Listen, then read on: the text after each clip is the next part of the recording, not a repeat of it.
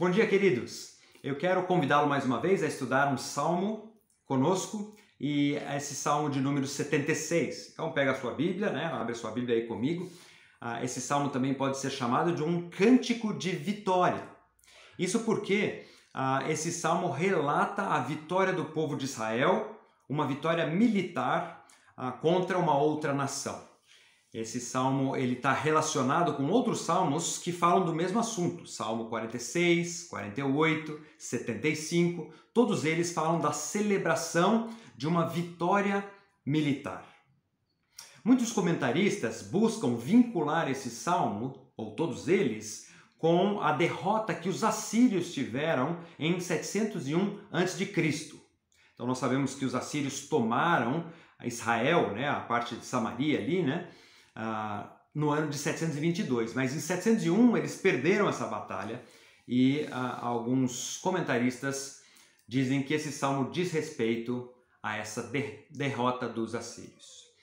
Ainda que algum acontecimento histórico possa ter então inspirado esse salmo, o que nós lemos na nossa Bíblia é uma versão adaptada para o culto no templo.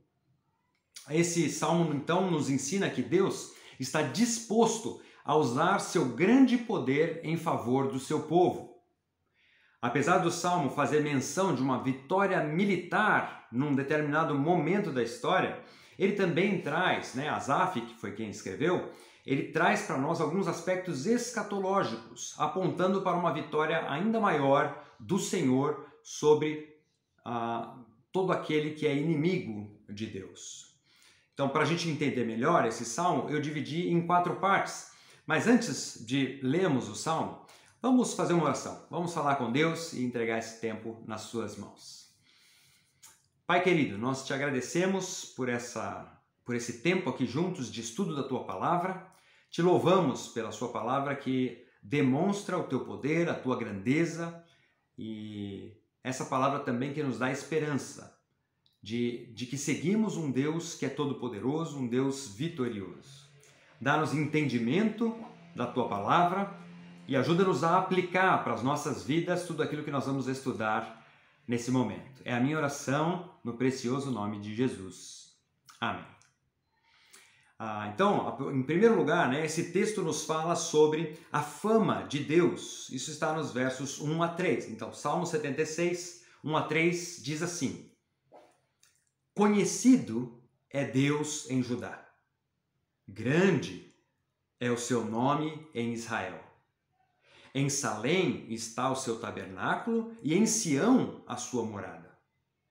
Ali despedaçou ele os relâmpagos do arco, o escudo, a espada e a batalha. Então a gente percebe aqui que Asaf cita essa série de cidades, não é? Judá, ou de regiões, Judá, Israel, Salém e Sião. Isso indica para nós que a reputação divina se espalhou por toda aquela região na época das suas vitórias. Judá, por exemplo, era essa região do Reino do Sul, dentre o povo de Israel. Israel era o Reino do Norte. E o salmista aqui quer enfatizar então a fama de Deus sobre todo o povo, tanto o Reino do Sul quanto o Reino do Norte. Quando ele diz que Salém e Sião, essas duas palavras são usadas às vezes como sinônimo para Jerusalém, aponta para essa região, a cidade de Jerusalém, onde se encontrava o centro da fama de Deus, porque ali é que ficava o quartel-general de Israel. Por isso é citada como a morada de Deus. Salém, tabernáculo é a morada, e Sião, a sua morada. São sinônimos aí. Então o salmista, ele quer dizer isso, ali é a morada de Deus. É o centro da fama de Deus. E a aplicação que nós devemos tirar para nós hoje é que nós... É essa certeza, essa esperança, que nós temos um Deus conhecido e, por que não dizer até reconhecido em muitos ambientes como aquele que nos ajuda a vencer as nossas batalhas. É verdade que essa não é a visão de todos, não é? Não é a visão que todos têm sobre Deus, mas sem dúvida essa é a fama que Deus deve ter entre nós cristãos. Deus deve ser reconhecido por nós como aquele que nos faz vencer as nossas lutas no dia a dia. Você reconhece Deus assim? É nele que você coloca a sua confiança para encarar o seu dia, para encarar a sua semana. Em segundo lugar, além da fama, nós vemos que o texto fala sobre o poder de Deus. Olha a sequência do Salmo aí, versos 4 a 6. A palavra de Deus diz assim: Tu és ilustre, né? O salmista dizendo, e mais glorioso do que os montes eternos. Despojados foram os de ânimo forte, jazem a dormir o seu sono, e nenhum dos valentes pode valer-se das próprias mãos. Ante a tua repreensão, ó Deus de Jacó, paralisaram carros e cavalos. Então, esses elogios aqui, né? Tu és ilustre, é o mais glorioso, não é?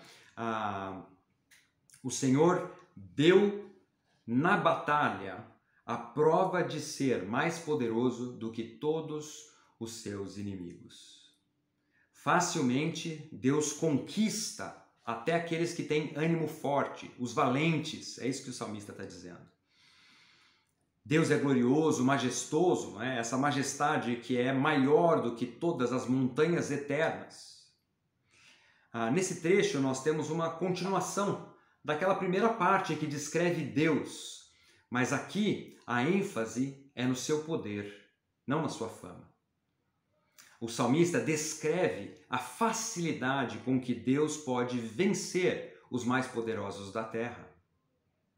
Às vezes nós passamos por situações no nosso dia a dia, né, em que nós nos sentimos pequenos. Parece que a situação não tem jeito, né? Nós nos sentimos fracos, impotentes diante de uma situação, de uma realidade, diante de um grande poder que vem contra nós. Isso pode ser numa situação de hierarquia dentro de um trabalho, quando nós não temos como buscar justiça mediante por exemplo, chefes que são injustos. Isso pode ser um direito que foi negado para nós como consumidores, não é? Quando você está lidando com uma grande empresa e ela não está nem aí para o seu problema, a gente fica achando assim, o que eu posso fazer contra esse gigante, não é? Que é uma empresa que não quer me atender agora. Ou até mesmo quando a gente se sente injustiçado perante uma lei, ou uma situação qualquer, né, de lei, onde uma burocracia grande para a gente resolver, às vezes a gente não tem como expor a nossa situação e resolver aquela situação. Nós nos sentimos impotentes. Mas é nessa situação, né, que a gente pode pegar aqui essa esperança do Salmo, né?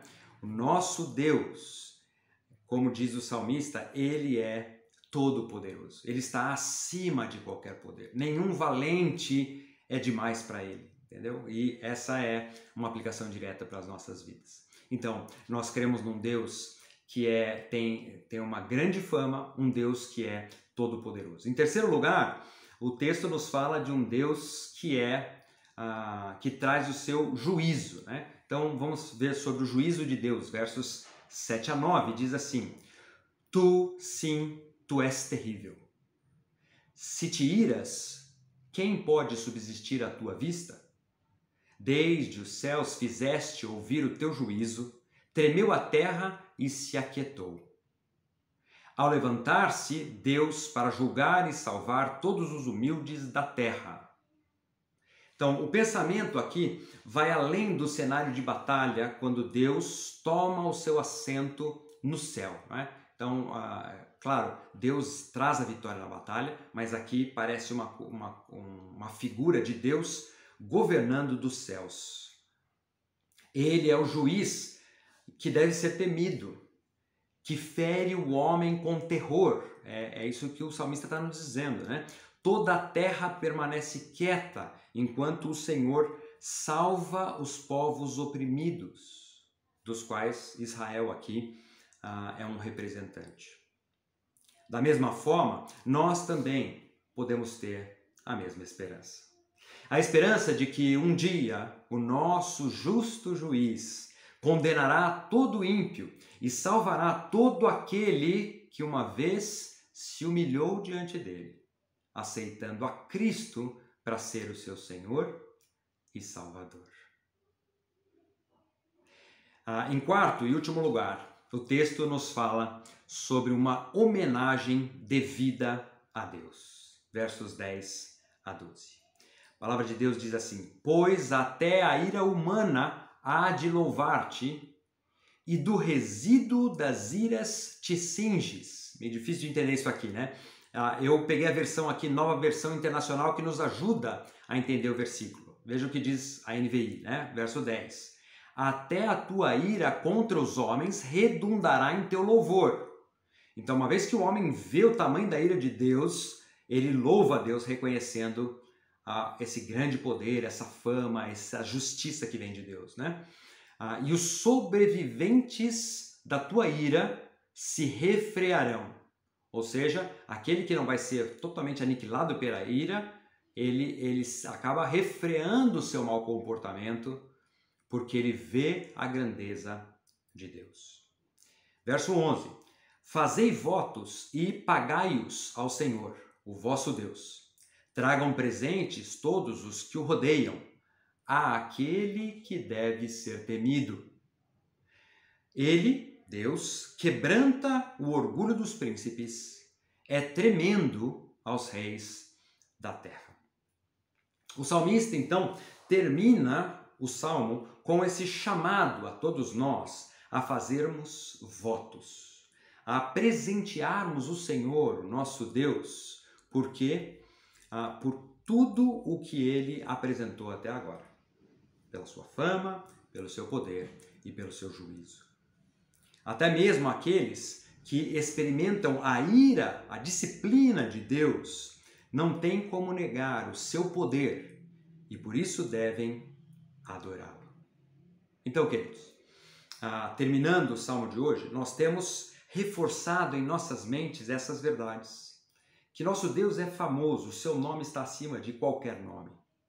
Que Ele é poderoso, Deus Todo-Poderoso, que faz o que quer, quando quer, e faz questão de agir em favor do seu povo.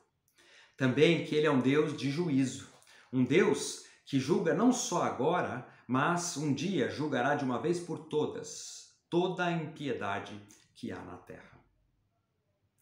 Esse Deus é revelado para nós, inclusive na sua ira contra a impiedade. E essas verdades nos trazem pelo menos duas certezas, ou duas atitudes que nós devemos perseguir, não é? Quais são elas? Primeiro, né? A primeira certeza é que nós servimos um Deus soberano e por isso não precisamos temer mal nenhum. Então, querido, não importa a dificuldade pela qual você está passando na vida, nós sabemos que o nosso Deus é maior e está conosco. A segunda verdade é que nós servimos a um Deus santo, um Deus justo e que derrama a sua ira sobre toda a impiedade. E por isso, nós devemos viver vidas santas e tementes a Ele. Que Deus nos ajude a vivermos debaixo dessas grandes verdades e dessa grande perspectiva que o Salmo de hoje nos ensina. Amém?